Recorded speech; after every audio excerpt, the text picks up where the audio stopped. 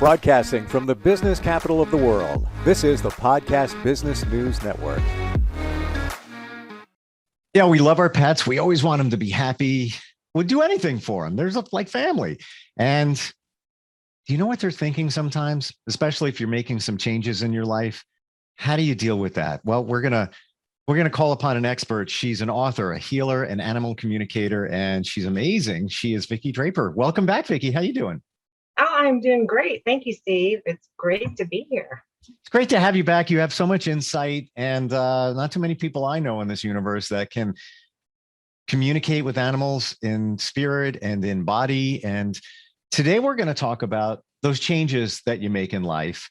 Let's say, and this came up because I'm moving sometime soon, and I've been thinking, like, how do I don't even know what my dog is thinking. What's he going to be thinking when he finds out we're, in a different place? How do you deal with stuff like that, Vicki?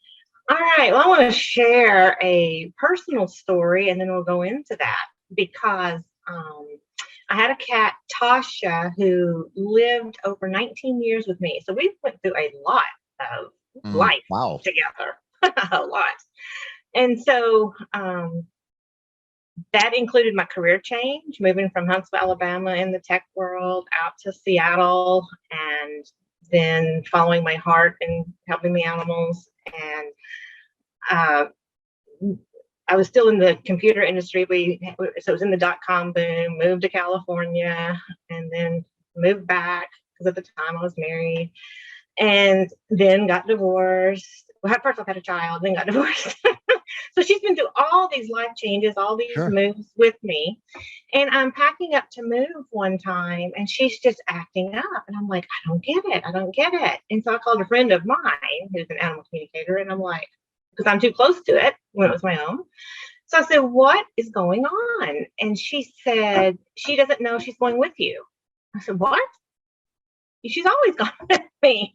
And so for some reason, in her mind, I hadn't let her know she was coming with me. She saw all the boxes packing up and she was stressing. And I was like, oh my gosh. So you really have to be literal and not take it for granted.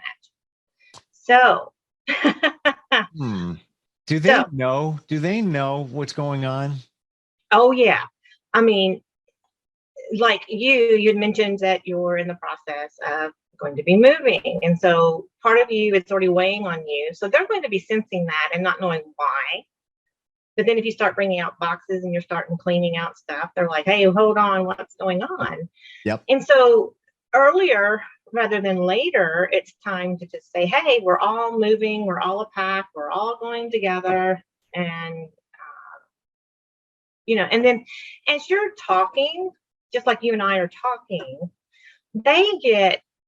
our thought form images, and it also forms feelings with it. So that you're sharing with them. So you can just visualize, all your house being boxed up and then you're all going together to the new place.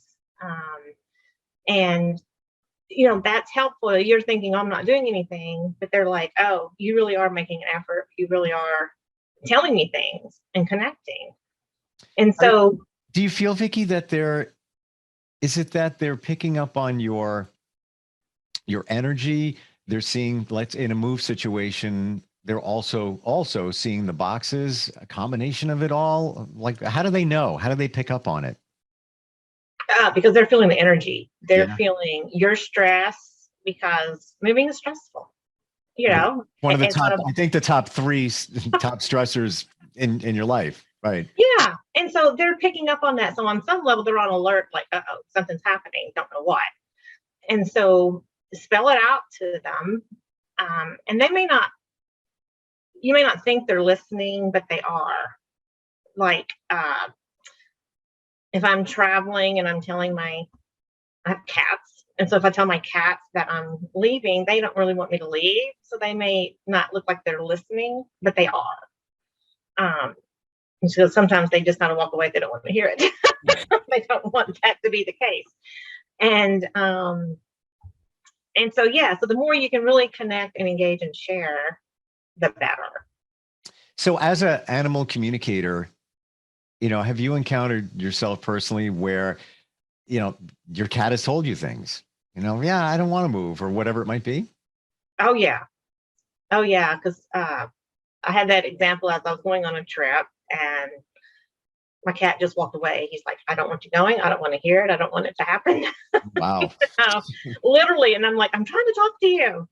Um, so Hmm. they get it. I was just in a session this last week where the guardians were going to be going on vacation to Hawaii, and the dog, Casey's his name, was going to be going to where he always goes. It's a friend. They, you know, very familiar, gets along, part of their family when he's there. And but as soon as we started talking to him about it to communicate, because they also like it when you tell them exactly the details.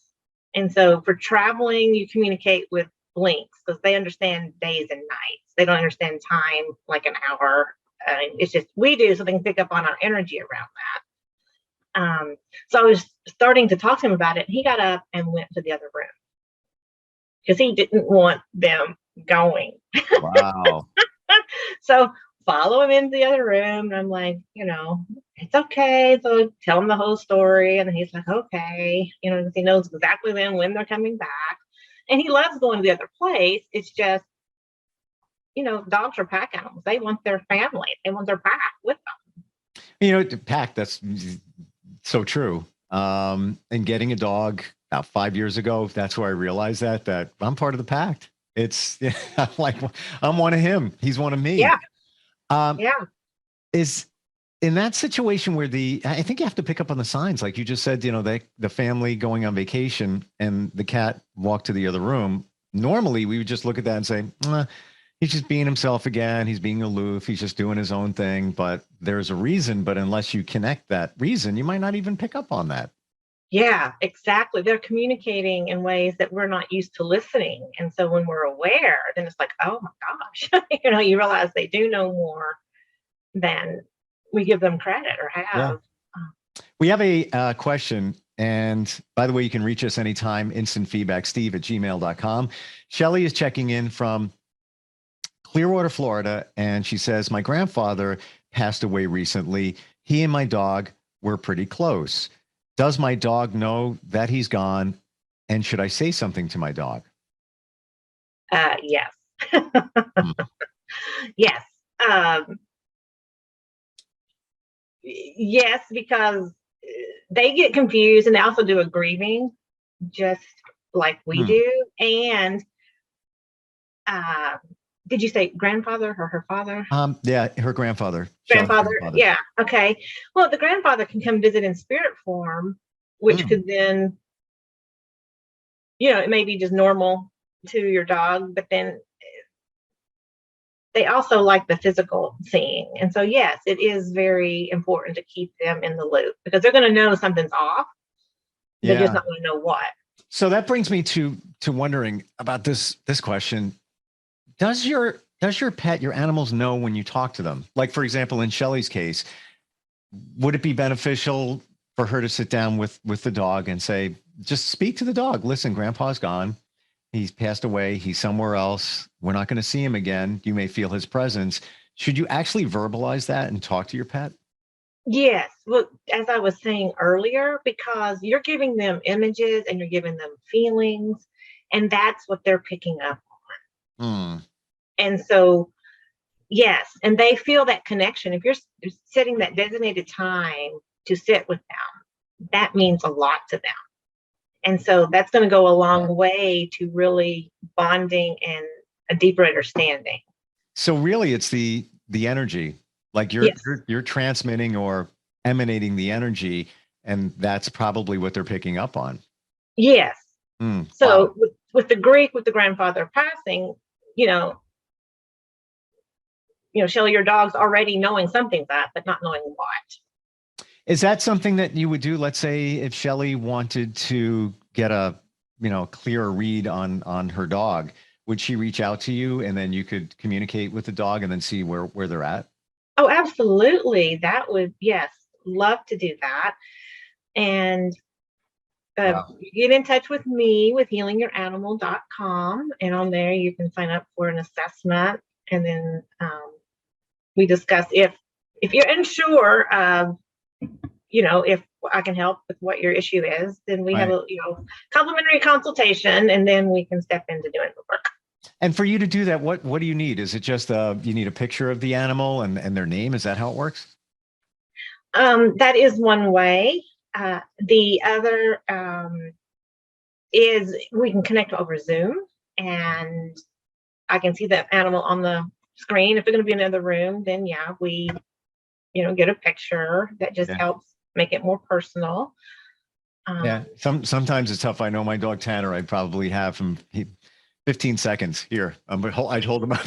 Exactly, but that's enough for me to get a picture of the energy Sure. in real time, because the issue with the photo, if it's not recent, sometimes you can be carrying the old energy. We want to, I've been doing this long enough and I'm skilled enough to say, this is the animal, let's do current energy. But, so there's nuances to that. Oh, can we talk about that? I find that fascinating. And when it comes to the energies, you say old energy, new energy within the same pet? Yeah, within the same photo. And what's fun is when I'm working with a photo, you can see the photo come to life, or I do, and see the shifts happening, just like if I'm in person connecting with the cat or dog or horse or bunny or whatever. So yes, and so the energy is encapsulated in that photo, because that's a snapshot in time. So that so that photo carries that energy, and then the dog may be 5 years older. Well, then we want to work with current energy for healing. Interesting. I had no idea, but it totally makes perfect sense that we're all on a timeline. Any living being is moving forward from here to there, and potentially that like 5-year-old photo, that was then. There's different things. You may have moved. You may have a life change. There could be a riff in the family back, whatever it might be. So then, all the more reason to have a more current photo. What's the most unusual message you've gotten from a pet or an animal? And it could be in spirit, or let's even just go in body. Like you're communicating, and what have they told you? That's a good question. This is pulling up over 20 years of, as a profession and then lifetime of connecting with the animals. Yeah, just kind of curious. In fact, you know what? I'm going to share a recent story. I'm going to go back with Casey, the dog, that I told you we were communicating that his parents were going to go on a trip to Hawaii. Well, we connected a few days ago, and Casey, so people ask me sometimes, do I have to be in the same place as my animal? No. So the guardians are in Hawaii. I'm in the Seattle area, and Casey, the dog, was in his area in town, but none of us were together in the same room. Gotcha. Okay.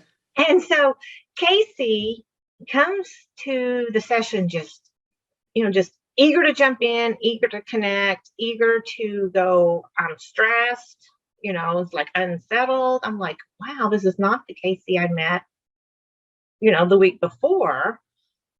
And knowing he was at a place that he was family, I'm like, what is going on here? Well, it turns out that the people that were taking care of him, the person's father had died. And so all the chaos, all the dealing with the grief and the death and all of that just really put Casey and all the other animals out of sorts, because they didn't know what was going on. They just knew the whole world had been rocked, but they didn't know what was going on. So I explained it and got him all settled. And then what was really cool is he passed the word on to the other animals, so they could be settled too. I know. I was like, oh, good. Thank you, Casey. That's a great idea. Wow. Wow. Yeah. It's almost like Hey, I just talked to her. Everything's cool. You got to realize that, all right? Like he's just passing it on, I guess, comforting the other animals. Yeah, Ah, never yeah. even thought of that. And it just makes perfect sense. I mean, I'm sure whether it's a dog to cat, that they can communicate, they have their own language or transfer of energy. Huh. I Interesting. know. So that was very recent. That just like, oh wow, okay. So I love serving as many people and animals as I can. So that was like, oh, that follows that model very well because I talked to Casey and then he went off and spread the word with the rest of the animals in the household. This is like more reason to have somebody like you communicate with your animals. Like example, the other day I walk in and my cat, and he's kind of a he's mushy, but he's also kind of a bruiser. And he's on my dog's dog bed, and he's kind of taking it over, and he's just kind of like laying there, like, yeah, I'm just chilling. That's it. And I know my dog looks at it, and it doesn't bother him. I could tell. But I wonder what's going through their heads. Like, did you guys have a conversation about this, or had you staked the territory? I'll never know because I can't communicate with them. Um, or maybe my cat is picking up on the move that's happening in the next couple of months at the most, and maybe there's a he's staking his claim to that. This is mine, and it's coming with me. Go away. Yeah, I- cats are very territorial. So. yeah, yeah. It's And they don't like change. I mean, I don't know if you've ever noticed you can shift something even an inch and they're like all over it, like what just happened. yeah, yep. I totally got you. Yeah, it's they must be so much deeper than we even give them credit for. Yeah, they are. I laugh because I say they're always waiting for us to be the ones to wake up and get the clue. Ah, Yeah. I don't doubt that, and you would know because you communicate with them. Tell me about the energy healing that you do. We haven't talked about that in quite some time, and that comes down to chakras and also Reiki. Do you also do Reiki for animals? I do. Yes, I'm a Reiki master. Wow. And yes, and actually, so yes, one of my specialties is really doing a deep clean with the animal and their systems. So that's where they can really get optimum health. That can really help turn things around. Mm, And like they pick up on our normal stresses, they're carrying them. So it's great to do maintenance clearings, just like we get oil in our car to keep it running smoothly. It helps the bodies, and it's good preventative. And sometimes, and then because so I have clients that work with month to month for this reason. They just have a once a month session, and because they know life is happening, and some months there's more to clear, but there's always good balancing. There's always good communicating and checking in, seeing if there's something that needs to be shifted. Because my clients really want to know what their animal's thinking, how to help them live their best life. So they always want to know what their animal's thinking, and it can be surprising because their point of view is different than ours. And so the clearing, that's very powerful for any rescue animal, because any animal that has gone through transition from moving to a home, even if they've been in a healthy environment, even the transitioning to a new home is, a little sure. unsettling. And so it can help integrate, especially if they've been bounced from home to home or they've been in a shelter. The shelters do the best, but it's a very chaotic, stressful environment for the animals. And, so we can clear that baggage, and they clear quicker than we do as humans, because we hang on. So for the animals, when we give them the catalyst to change, they respond, let go, and let it happen. Wow. And it makes a difference in the quality of their lives. And so one of the things that is very important I teach people is how to do the energy management themselves, about grounding, clearing, and balancing and protecting, so that your world and all that you're impacting out in your day and you're coming home, it's minimizing what's going to your animals. Because, How most of us So most of us come in, we've had a hectic day outside the house. What do we want to do is we want to pet our animals and say, oh, thank you. You feel so much better. Well, we're giving that energy to them because they love us. And it doesn't matter. My own do it too. It doesn't matter how much I tell them not to take on my stuff. They want to help. And so we just have to be conscious of what we're putting into them because they're energy systems and they're just like, oh, I want to help you. I love you. And it gets stuck in their bodies. And that's where we can easily get that cleared and easily prevent a lot of issues building up. You just sparked something in my mind. Okay.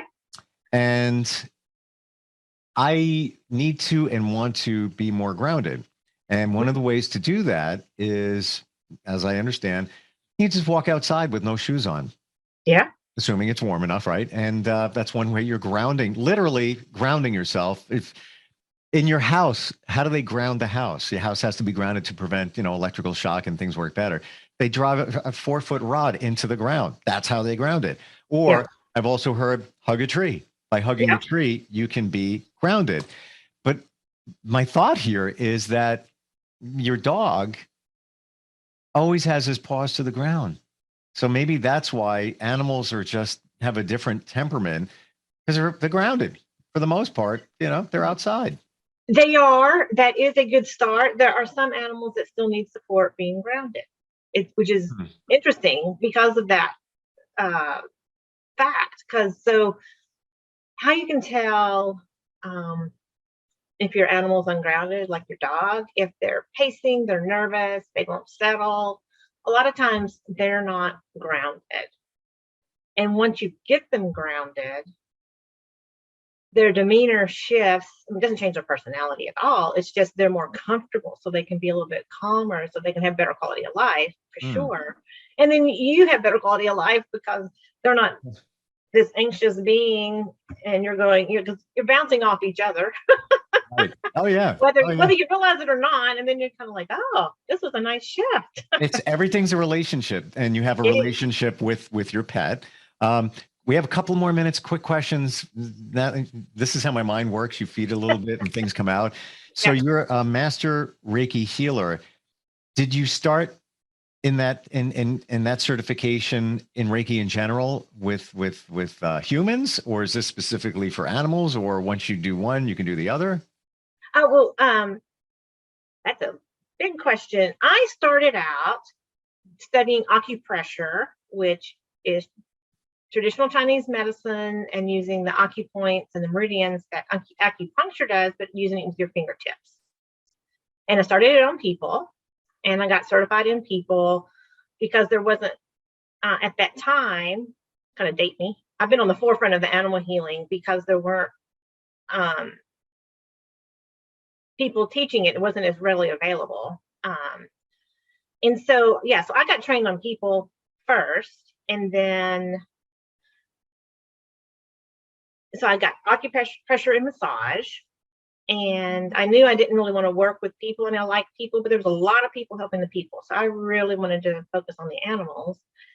And so massage and acupressure, and I was doing animal communication at the time, but I was hiding it just because it was taboo. Yeah. I got you. So I was really going to bring it in the session, but they, but anyway, so now I'm out of the closet. It's just, here I am.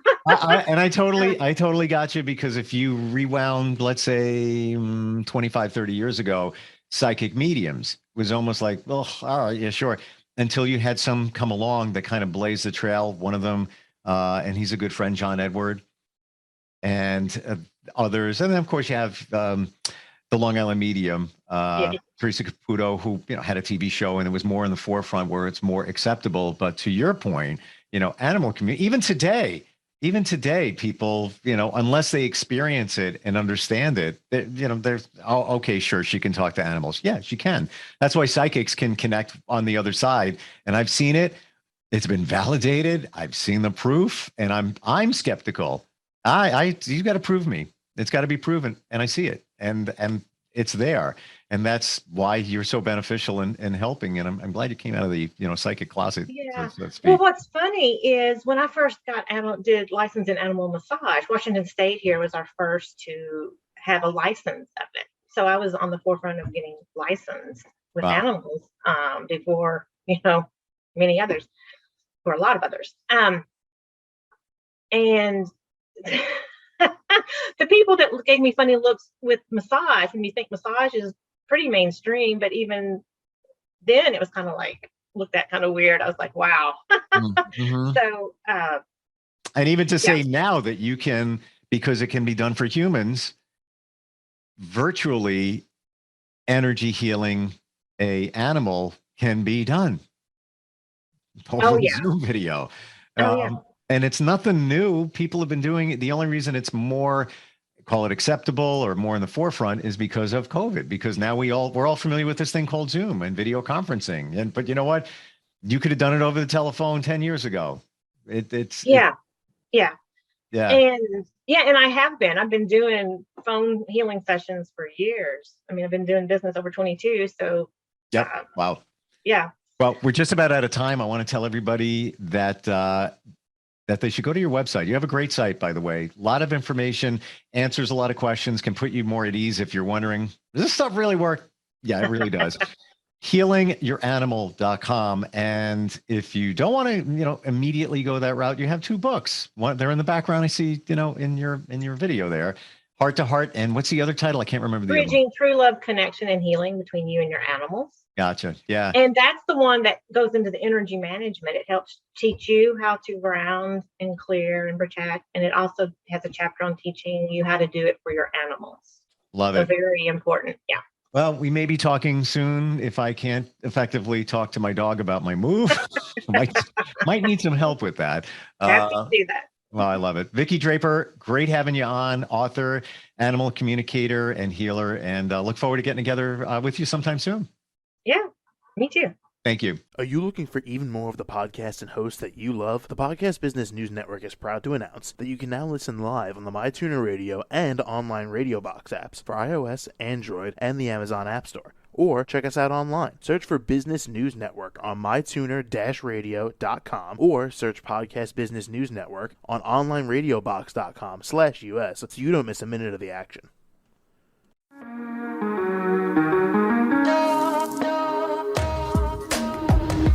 Broadcasting from the business capital of the world, this is the Podcast Business News Network.